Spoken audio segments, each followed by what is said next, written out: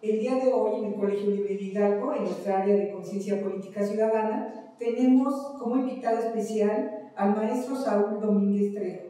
Él es licenciado en Psicología y maestro en Psicopedagogía Humanista. Del mismo modo, tiene una especialidad en Terapia Familiar de la Secretaría de Salud del Estado de Hidalgo. Él ha sido un académico y es un académico y especialista en terapia familiar y se ha desempeñado como docente en la preparatoria número 2 de Tulancingo de Hidalgo, el CONALEP de Tulancingo y el COBAE San Bartolo Totoltepec. De la misma manera, agradecemos muchísimo la presencia con el tema de familia, comunicación y felicidad en tiempo de crisis. Gracias, Saúl, por estar con nosotros aquí en el Colegio Libre de Hidalgo. Agradecemos a nombre del licenciado Sarkis Yeltani, quien es presidente de este instituto, y de la maestra Anaí Vargas, quien es la directora del colegio. Gracias. Muchísimas gracias a ustedes por invitarme. Bien, pues agradezco la presentación que la maestra hace en bien comentar acerca de mí, pero justo recordaba las palabras de Salman Minuchin, que dice que realmente, aunque nos presenten y aunque nos digan quiénes somos, nunca van a terminar de conocernos. Es más, nosotros mismos quizás no seamos capaces de terminar y de conocernos en ningún momento. Elegí este tema, familia, comunicación y felicidad, porque trabajando con adolescentes en estos últimos años y precisamente en esta contingencia que estamos viviendo, me he encontrado con una situación que verdaderamente se vuelve caótica y que verdaderamente me genera muchísimo ruido ante estas situaciones. Esta estructura básica, esta estructura que debería de generarnos esta conciencia para poder interactuar social, política, económicamente, está en un momento bastante caótico. Pero un momento caótico que quizás ha perdurado a lo largo del tiempo. Y esto lo vamos a poder ir observando. No pretendo ahondar en conceptos de familia porque pues yo creo que todos y cada uno de nosotros sabemos que es una familia y el concepto de familia se arraiga en cada uno de nosotros dependiendo de nuestra experiencia personal y dependiendo de las situaciones que vamos enfrentando. Mejor aún, traigo algunas frases para poder analizar y compartir con ustedes. Una familia será fuerte e indestructible cuando esté sostenida por estas 4 columnas: un padre valiente, una madre prudente, un hijo obediente y un hermano complaciente. Confucio. Con esta frase, en tiempos actuales, probablemente algunas personas podrían decir y la igualdad y la equidad y todos estos elementos. Y está bien, es correcto. Pero lo que sí tenemos que considerar de esta frase es que la valentía, la prudencia, la obediencia y el complacer dentro de las estructuras familiares es algo que es vital para que podamos fortalecernos y para que podamos alcanzar un equilibrio. Y si nosotros somos capaces de tener un equilibrio con nuestras familias, vamos a ser capaces de funcionar en sociedad. ¿Qué es lo que pasa? Al perderse el respeto, la valentía, la prudencia, tenemos niños interrumpiendo, tenemos niños siendo groseros en la calle, tenemos personas, adolescentes violentando a sus padres. ¿Por qué? Porque esta estructura ha sido dañada y ha sido menospreciada a veces por los mismos padres, tratando de generar hijos diferentes, tratando de generar estructuras más fuertes. Han debilitado la estructura más fuerte que debemos de tener y que debemos de considerar, que es la familia. Cada uno elige qué características va a tener la familia, pero me voy a esta frase de William Shakespeare de hace bastante tiempo, que dice: prudente padre es aquel que conoce a su hijo. Y ahí nos dice quizás una de las claves más importantes de lo que está sucediendo. cada vez los padres conocen menos a sus hijos. ¿Libertad o libertinaje? A veces simplemente es desidia o desinterés. ¿Cuántos padres no deseaban ser padres y por ende se olvidan de cuidar a los hijos? Les dan libertad sin establecer límites o sin siquiera conocer esa libertad. Si somos capaces de conocer a nuestros hijos, si somos capaces de conocerlos, nos va a facilitar el trabajo y vamos a poder fortalecer todas las estructuras y todos los sistemas en los cuales vamos a integrarnos como estudiantes, como compañeros, como trabajadores.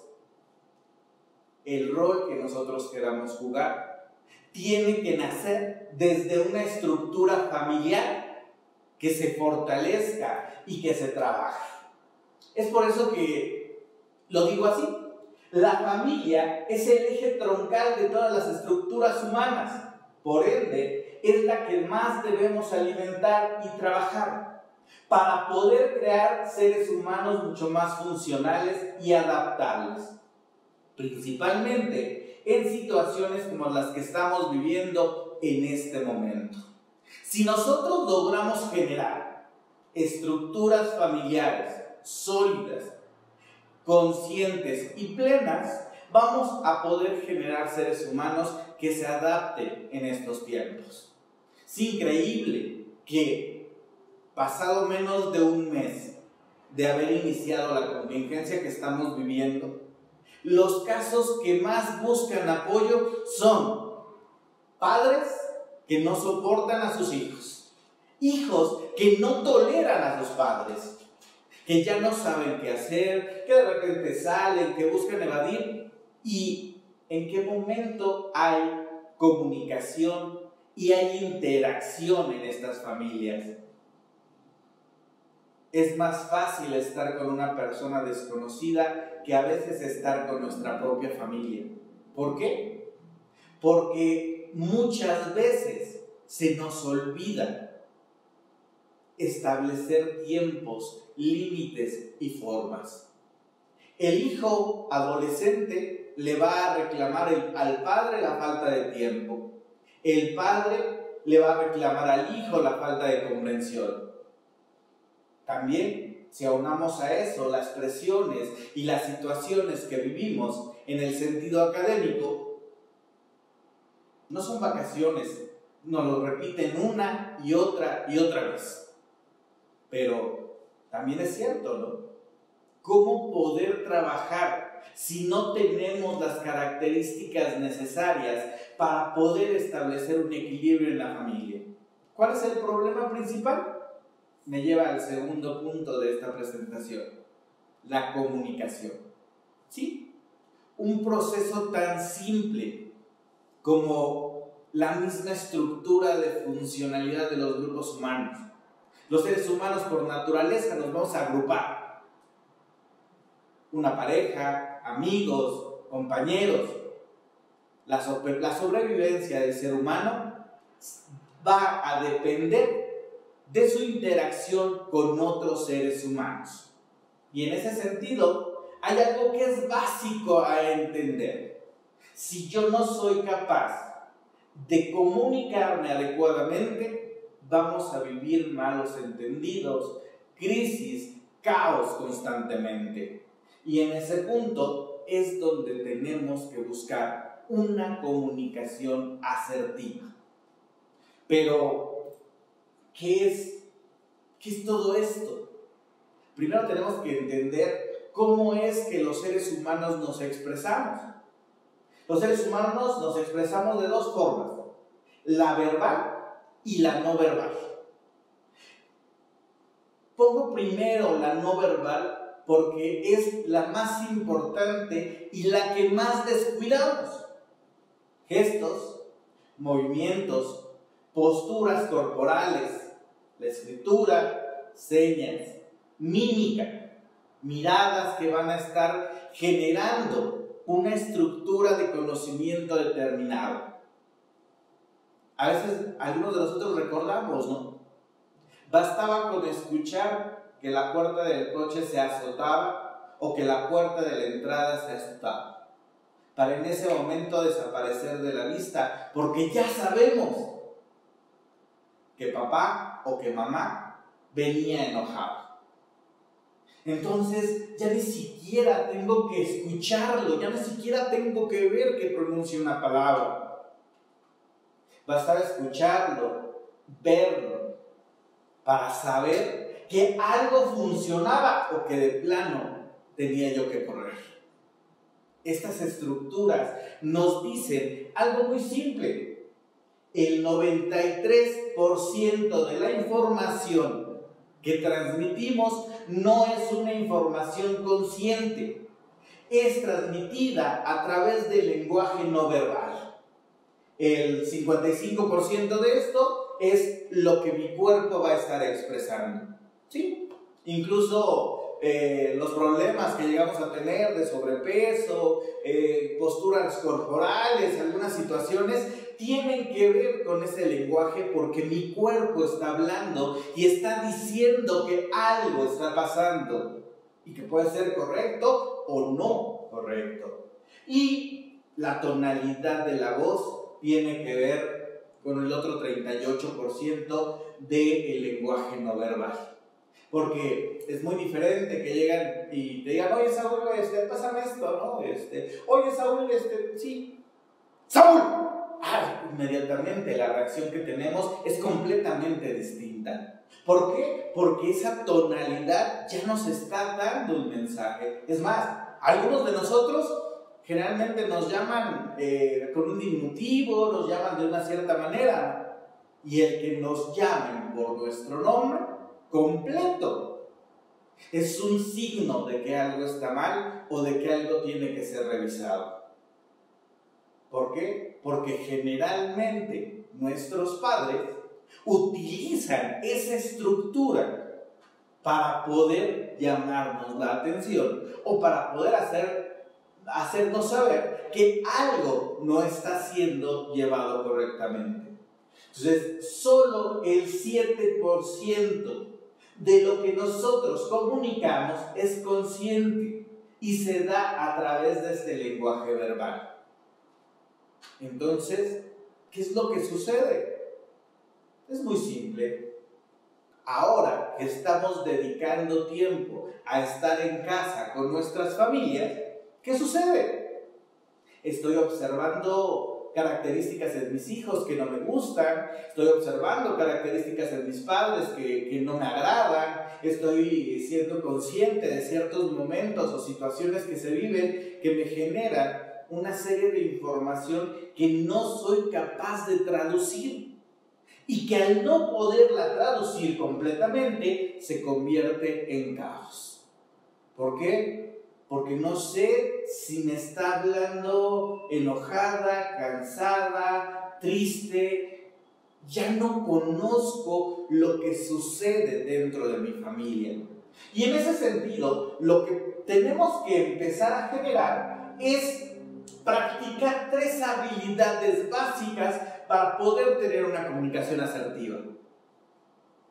1. Tengo que aprender a escuchar. 2.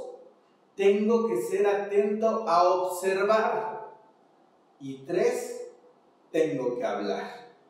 Desafortunadamente, muchas veces en las familias, primero hablamos, después observamos y posteriormente escuchamos. O a veces solamente hablamos y ni siquiera llegamos al punto de escucha. Esto tiene caos y tiene una serie de confrontaciones, muchas veces innecesarias, dentro de las estructuras familiares. Probablemente algunos hemos escuchado el término de asertividad, otros no tanto, pero quizás hace muchos años sabemos qué es la asertividad. Y no hay mejor frase que esta propuesta por Aristóteles, que dice: cualquiera puede ponerse furioso. Eso es fácil. Pero estar furioso con la persona correcta, en el momento correcto y de la forma correcta, no es fácil. Si yo soy capaz de transmitir un mensaje a la persona correcta, en el momento correcto y de la forma correcta, estaré siendo una persona asertiva. De lo contrario, voy a seguir cayendo en situaciones malinterpretadas. También es importante tomar en cuenta que muchas veces nos dicen ciertas estructuras familiares, incluso ciertas creencias sociales, políticas, religiosas, que como seres humanos, como personas que integramos ciertas sociedades, nos dicen que no tenemos derecho a decir no. ¿Cuántas veces en nuestras casas nos dicen que no digamos que no a lo que alguien superior, mamá o papá, principalmente al inicio, no les podemos decir que no? A hacer requerimientos justos y razonables, de discrepar, a cuestionar la autoridad, a enojarnos, a sentir dolor. Hace poco platicaba con una de mis pacientes y ella me decía que no sabía qué hacer y no sabía cómo platicar con su papá. Su mamá tenía un mes que había fallecido y su papá le dijo que en esa casa nadie iba a estar triste, porque la vida continuaba y porque la vida era una y porque la vida era única. Y entonces se omitió el tema de la muerte. Así son las familias. Generalmente tenemos 2 o 3 temas tabú. El básico, la muerte. El segundo tema, la sexualidad. Estos 2 temas se convierten muchas veces en los generadores de caos. ¿Por qué? Porque no hablamos acerca de la muerte. Y peor aún, a veces nos obliga a hablar como si las personas estuvieran presentes. Siendo que muchas veces hablar de la muerte es prevenirnos a nosotros mismos. ¿Qué pasa si la madre de esta chica murió de cáncer y nadie toca el tema? Sus hijas, sus hijos están en riesgo de generar la enfermedad, pero nadie dice nada. ¿Por qué? Porque es un tema prohibido. Porque no se habla de cosas tristes. Siendo que la tristeza, el dolor, quizás, es probablemente la única constante que va a tener el ser humano en su vida. Siempre va a haber algo que duele. Obviamente depende de cada uno de nosotros si ese dolor lo transformo en sufrimiento o lo transformo en una oportunidad de crecimiento. Es como llevar una piedrita en el zapato. Yo puedo enfrentarme al dolor de quitarme la piedra y que me duela en el momento en el que me está doliendo. Pero ¿cuántas veces andamos con el jefe, con el galán, con la conquista? Y yo la piedrita y entonces así de, híjole, traigo un calcetín roto. Y entonces caminamos y horas y resulta que la piedra ya hizo hoyo en la ampolla y ya hizo otra ampolla porque queremos guardar las apariencias. A veces nada más es quitar el zapato, quitar la piedra y a menos que de plano nos pongan del 100% de atención, muchos de ellos ni siquiera se van a percatar que lo hiciste. Pero no lo puedo hacer porque ¿qué van a pensar de mí? Debo ser admirado y amado por casi toda la gente. Debo ser perfecto y no cometer errores. No debo decir algo negativo a una persona. Todo esto nos lleva al caos. ¿Por qué? Porque si no pongo límites en el momento que tengo que poner límites, voy a generar más caos. Caos a mí mismo o caos a los que están a mi alrededor. ¿Por qué? Porque llega un punto en el cual pues ya no puedo hablar. Porque si hablo, sé que me van a regañar y entonces yo no quiero que me regañen. Mejor no. Mejor me lo guardo. Y entonces yo les digo, los adolescentes se convierten en niños monosilábicos. Son niños monos, pero bueno. ¿Por qué? Porque llegan a casa y les ¿cómo bien? Sí, no, ajá, y se convierte en una situación caótica. Si yo no establezco, si yo no aprendo a decir no, si yo no aprendo a decir las cosas, si yo no escucho a las personas, se vuelve una relación bastante caótica. ¿Qué tengo que hacer? Tomar decisiones ajenas a la lógica. Nos dicen que a veces no debe ser hecho, pero finalmente a veces son reacciones y es válido. Tenemos derecho a buscar una relación recíproca. Tenemos derecho a decir que no entendí algo. Tenemos derecho a decir que algo no me interesa. Pero a veces decimos, es que por respeto lo escuché. ¿Por qué tendría que faltarme el respeto a mí mismo por respetar a otra persona? No. Si yo soy capaz de decir, oye, tu tema no me interesa, me voy a ahorrar mucho y voy a facilitar mucho. ¿Por qué? Porque esa persona puede buscar a otra persona que sí le interese su propio tema. Pero no, muchas veces nos quedamos y esperamos y entonces nos enojamos y nos frustramos y se convierte en caos. Experimentar un sentimiento y expresarlo. Los niños no deben llorar. Eso no lo digas. ¿Por qué le dices eso? ¿Cuántas veces nos limitan? Tenemos que aprender a que el primero en respetarse tengo que ser yo mismo. Si yo no me falto el respeto, si yo me respeto y cuido de mí, entonces podré respetar y podré cuidar a otros. De lo contrario, únicamente jugaré en ese sentido. Porque no puedo pensar en los otros si no pienso primero en mí. Algo clave para trabajar con las familias. Tengo que hablar desde el yo.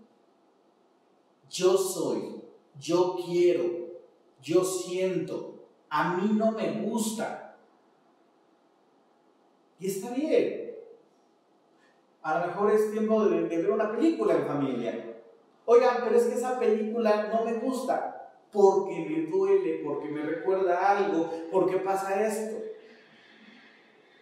Pero nos hemos acostumbrado a no decir nada, o a estar molestos, o a estar frustrados, o sea, si yo no cuido mi propia salud mental, si yo no puedo cuidarme a mí mismo, entonces voy a generar conflicto con las personas que estén a mi alrededor.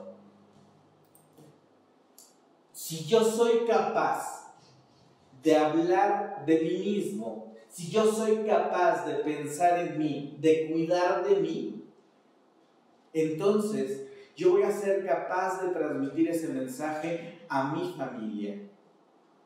Y una vez que pueda trabajar con esa sensación, voy a poder buscar la felicidad familiar, el bienestar en esta vida familiar. Y para esto retomo desde la psicología positiva los elementos que se necesitan para poder llegar a una felicidad. Ya lo veíamos. Punto 1, comunicación.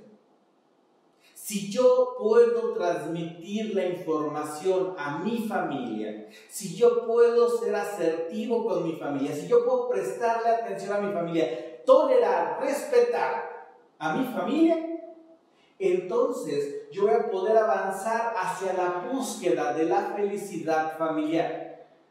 Y esa felicidad se va a construir a partir de estos 5 elementos.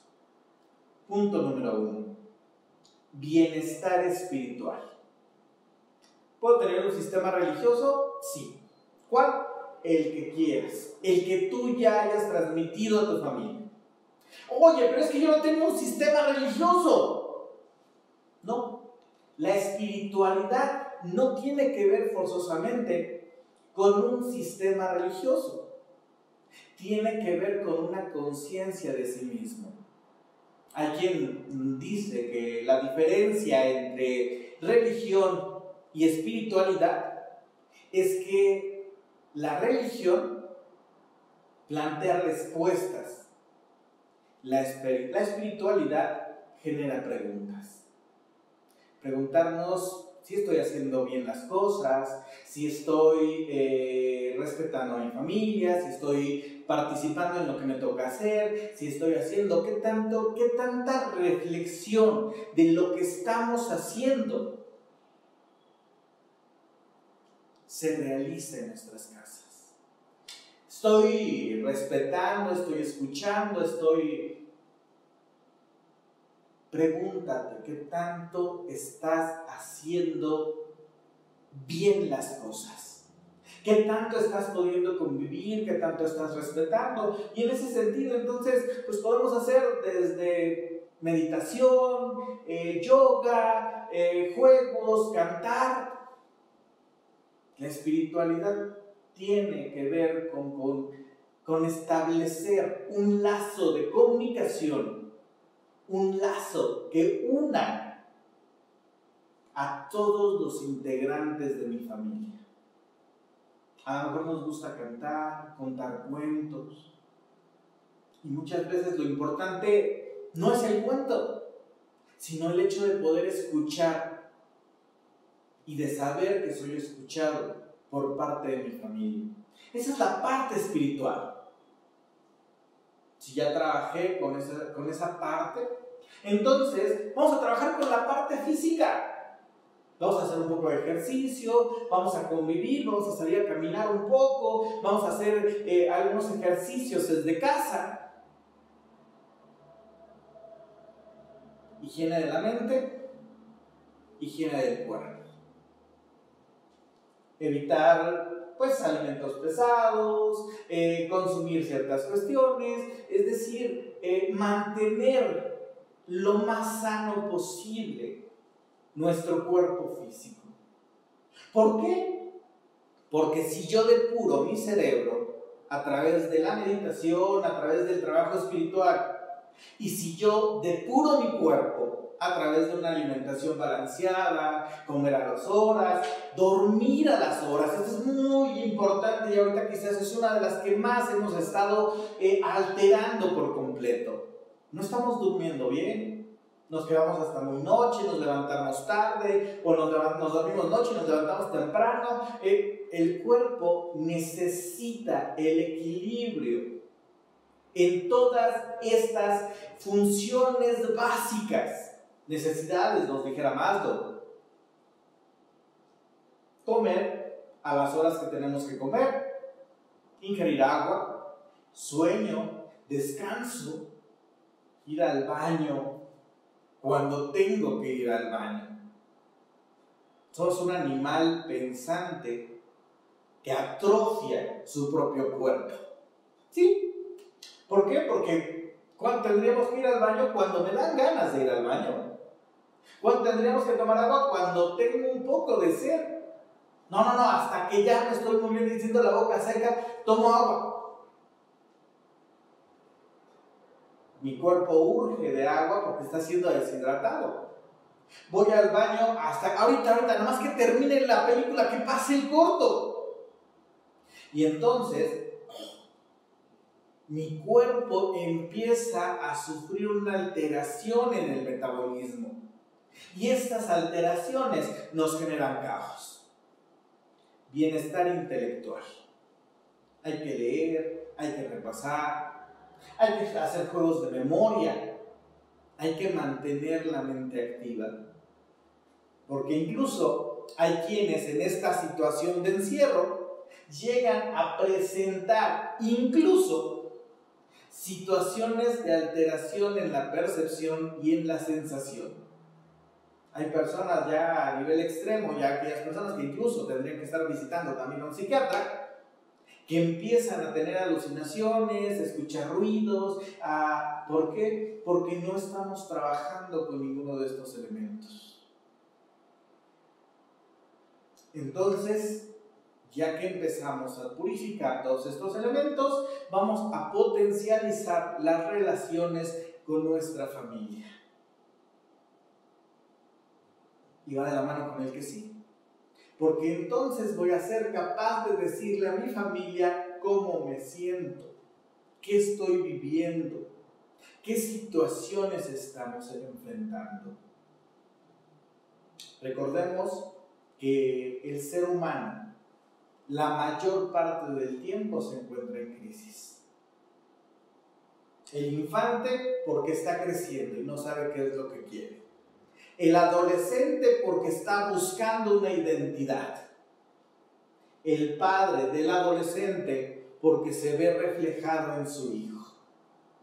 Y entonces se pregunta si aún puede hacer algo diferente, si aún puede cambiar su vida, si puede hacer las cosas diferentes. Toda esta información tiene que ser comunicada, tiene que ser trabajada dentro de las estructuras familiares para poder fortalecer y para poder alcanzar objetivos y metas que permitan a las familias generar una mayor conciencia. ¿Por qué?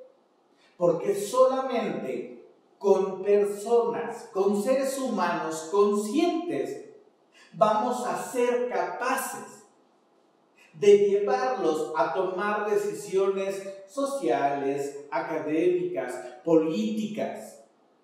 Solo aquel que es consciente puede tomar una decisión que le brinde el bienestar y el equilibrio que esta sociedad necesita. Porque quizás estemos un mes más o más tiempo encerrados, pero necesitamos trabajar en nuestro bienestar y en el de nuestras familias para poder trabajar consciente y plenamente en la sociedad que nos espera allá afuera. Una sociedad que necesita seres humanos pensantes, conscientes y en pleno uso de sus facultades mentales. Y esto solamente se va a alcanzar potencializando a nuestras familias. Porque nuestras familias son el eje troncal de nuestra sociedad. Muchísimas gracias y que tengan una excelente tarde. Gracias, Saúl, por estar con nosotros.